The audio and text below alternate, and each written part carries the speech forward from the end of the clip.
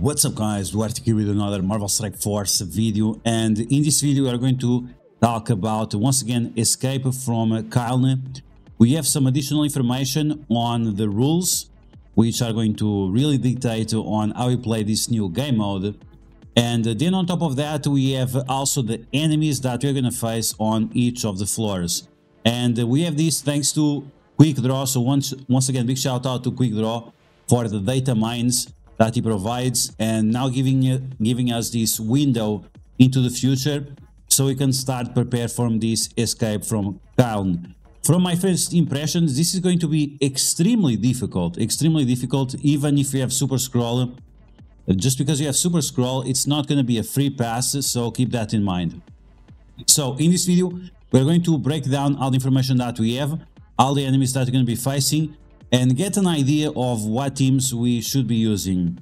And very important of all is paying attention to these rules, as they will dictate on how you're going to play this new game mode. So as always, if you like information on these videos, make sure you share this video with your friends on Facebook and Discord. If you're new to my channel, make sure you subscribe for more Marvel Strike Force content, and make sure you smash that like button like a boss. Okay, so absolute boss is going to escape from Kyln. But you need to know the plans for that. You need to know how to play this game. So this is going to be a 40 floor tower where you're going to use only 3 characters. So this is going to be quite remarkable. The previous towers that we've been past, you could use a team of 5. But the fact that you're only using 3 characters, this is going to change quite a lot how we play this game mode. You'll need to be level 65 and above to participate, as some of the levels will have some of the floors will have level restrictions, which we'll take a look in a second.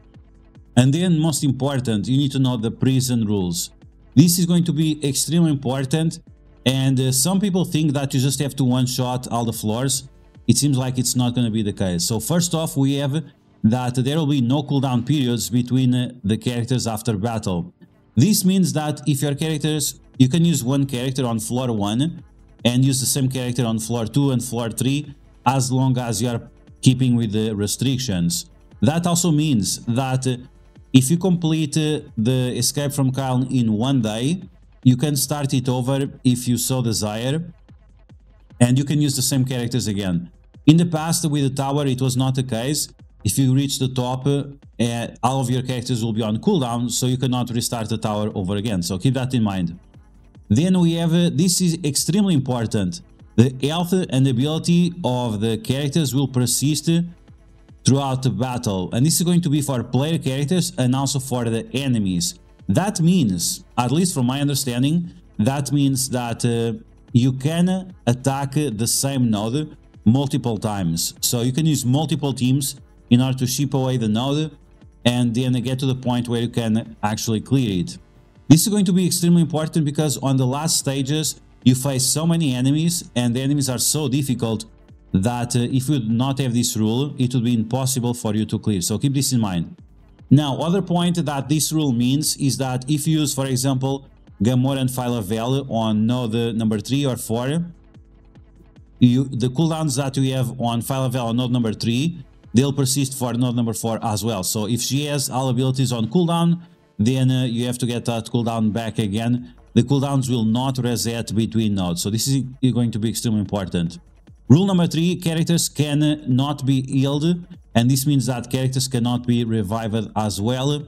And the only way to heal the characters is using characters that heal up, characters with Rain, or characters with healer isolate, so keep that in mind. You'll remain on the same cell in case you lose the battle, and this is why I'm saying that if you combine the rule number 4 and the rule number 2, that means you attack the node, the enemies will persist their health between attacks, and you'll stay on the same floor. So that means you can ship away the same node multiple times, and restarting the run will drop you to floor 1, heal up all your characters, and reset your score. So that means that when you finish your run, you can once again reset the entire run again, and your characters will be back, unlike the previous tower. So this means if you have nothing to do with your life, you can do this tower 10 times per day. And finally, completing the cell earns you milestone rewards, and we are going to assume that your best scorer will remain, right? So it's not like you complete one run and then you have to stay there just to keep the score. At least we're going to assume that. Okay, so those are the rules. As you can see, very important. Cooldowns persist, they all persist, and that means you can ship away the nodes multiple times. Now we have the cell restrictions, and for each of these cells there are different levels and there are different gear tiers as well. So you need to have those characters at specific levels in order to be able to participate, and this is going to be a big deal. So now we're going to move on from the blog and we're going to take a look at some spreadsheet I made with all this information that we can unpack now. So here we have all the floors that we'll be facing. So from floor number 1 until floor number 40, some of them require teal gear, other ones require orange gear, and other ones don't require any gear at all. Okay, so we're gonna take a look at the first floors until this floor right here. And beyond that, it's the ones we have to pay more attention because it's gonna be a lot harder. Okay, so no restrictions. On these nodes of no restrictions, I think it's going to be extremely important for you to prepare the cooldowns of certain characters, specifically Super Skrull, because you're going to need those cooldowns on the last stages as well. So keep this in mind. One of the nodes might be required to have like Super Skrull to do his ultimate turn 1, and you need to use these unrestricted nodes in order for you to do that. The enemies that we are facing are very low level, so you have to be very careful with how you play these. Otherwise, you might not be able to get your cooldowns ready. Other thing that you can use here is, for example, use Archangel and Red Hulk in order for you to charge up Red Hulk with energy or with charges. So you can do his ultimate once or twice on the same node, depending on how your needs go. And that's pretty much it. So for the no restriction nodes, that's what you should do. Now we have Guardians and Infinity Watch from cells 5 to 7. I don't think it really matters the enemies that we are facing, because once again the level is very low, and Infinity Watch at this point in time is still a very good team. And the Guardians, you have Star-Lord Annihilation, you have Cosmo, you have a few characters that are a part of the end game meta, so all of them should be way above level 65. And even that you only have 3 characters, your Star-Lord alone should be able to destroy all the enemies that you are facing here. Then once again we have the floors from level 8 to 10, where you can use any kind of Avengers. I would probably recommend Young Avengers or Bionic Avengers here. Once again, we have very low level on the enemies, so it doesn't really matter which enemies you are facing. No gear restrictions, so as long as you have the characters at this level, you are good to go. Then we have Global Skill, and Global Skill is a little bit more problematic. We don't have a lot of characters that are Global Skill, but once again, because we have this low level, you might use Global Skill characters like Mockingbird, Ronin, Captain Sam, Sharon Carter, and also Mary Hill in order to complete these nodes. You also have Nick Fury, but you have to be very careful with Nick Fury because he's a legendary character, and we have nodes specifically for the legendary characters. So you want to make sure that if you are using Nick Fury early on, make sure he has the cooldowns for the remaining nodes as well. Okay, now we have a Sitting Mystic, and for Sitting Mystic it's quite easy. You have a bunch of characters that you can use. So once again, the enemies that we are facing are not super relevant. You can see that some of these characters here, we have Elsa Bloodstone, we have Doctor Doom, Gambit. So we kind of want powerful Mystic characters, and I would say that you can use or Shadowland, or you can use your New Warrior. So this is going to be your Gwenpool, your Cloak, and your Dagger. So it's a 3-man team that can, or should be able to clap the enemies quite easily. But like I said, you have other options like the Shadowland for sure, where they also provide some additional effects that you can use.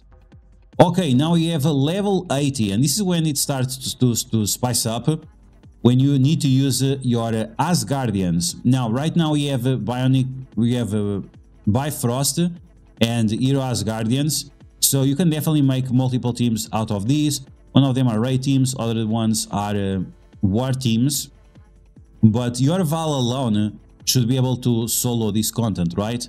I don't expect much more than that, but you might want to bring, for example, Hela and Val, and also Better Abil. So those would be three powerful endgame characters that you could bring. You can see right here that you are facing Dormammu, you are facing Deathpool. So maybe against Deathpool you don't want to use Hela. Cersei Icaris, once again, maybe not Hela, but you definitely want to bring your Val and Better Abil for the stun.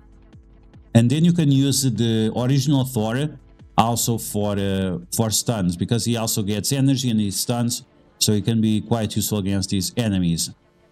Okay, now you have the floor 70, we have the floor 20 to 22, where you can use Spider-Verse, Tech, or Skill.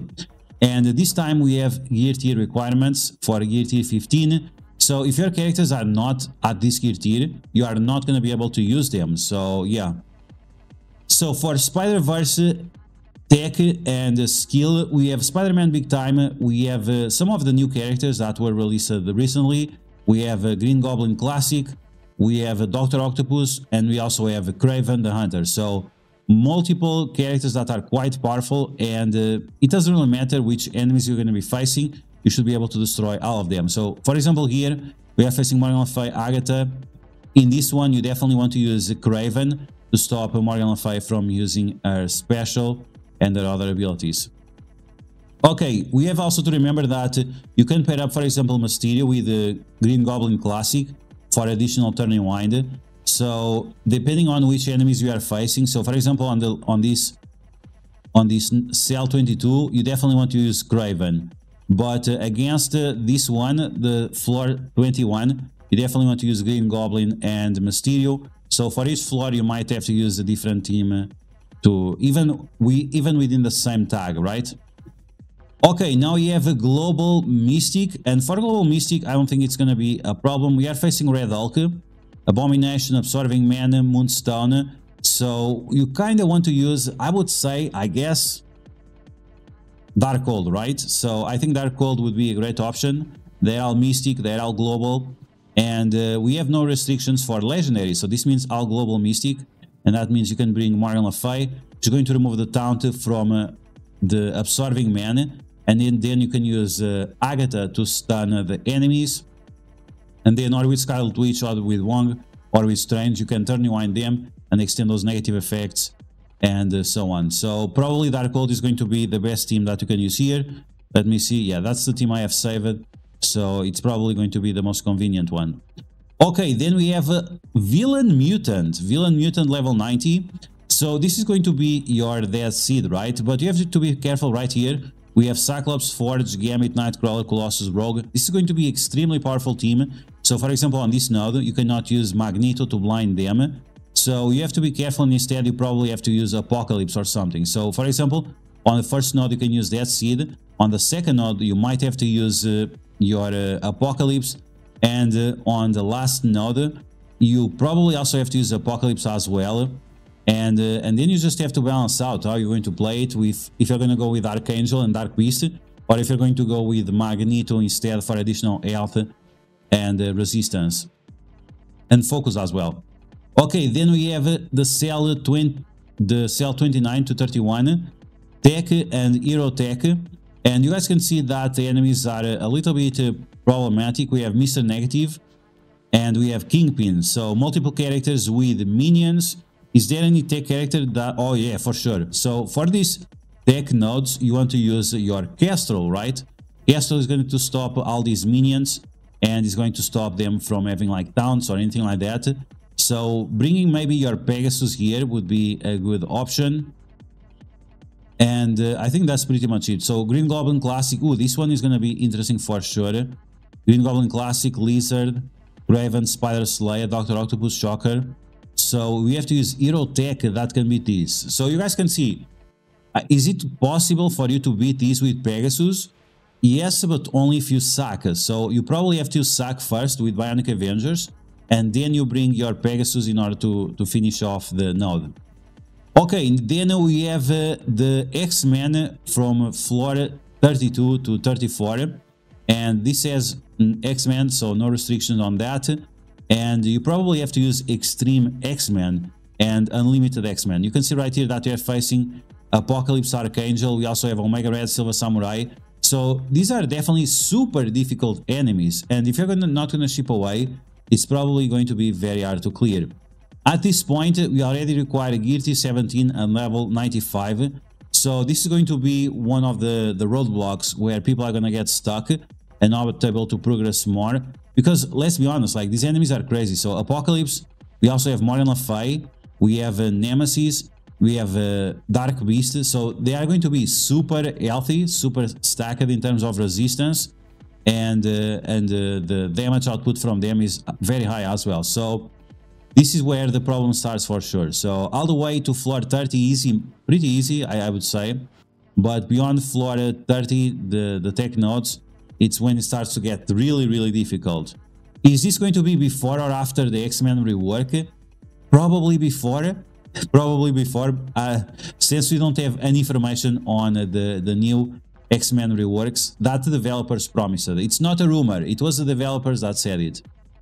Okay, then we have the level 35 to 37, where we need to use the characters with Gear Tier 18, level 95, and Legendary.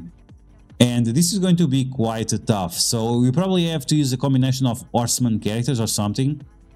So once again, we have Green Goblin Classic, we have Hard Light. This means that you definitely have to use Morgan Le Fay to remove these taunts and maybe try to turn rewind the enemies. Then we also have Enemy Rogue.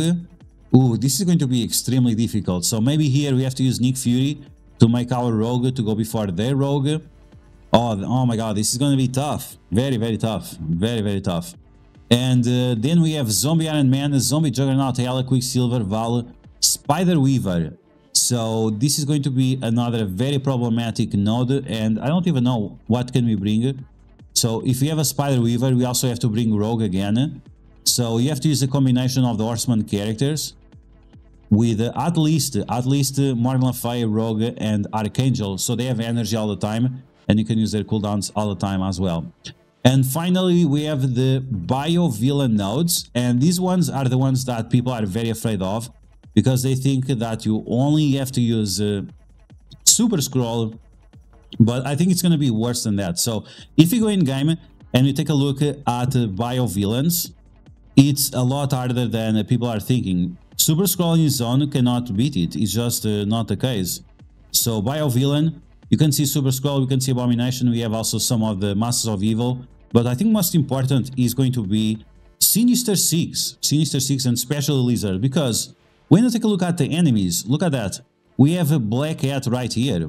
If you are facing Black Cat, you need to use Lizard for sure to remove the death proofs from her. And beyond that, we are facing Apocalypse, you are facing Rogue, Morgan Le Fay. You think Super Skrull on his own can beat all these characters at the same time? Probably not, right? So you're gonna have to use all the villain bio that we have on our roster, and maybe even the symbiotes. Is the Symbiote Silver Surfer, the Void Knight, going to be available before this escape from Kyln? I really hope so, because otherwise we don't have that many options, and we'll be very restricted behind the Super Skrull and Undying, but also the Masters of Evil and also the Sinister Six. Sinister Six, we have 4 of them, 4 Bio Sinister Six with Lady Electro, with Lizard, with Swarm, and with Rhino. So depending on which enemies we are facing, we might adjust. And beyond that, I mean, we also have the Ultimate Green Goblin and the Red Skull.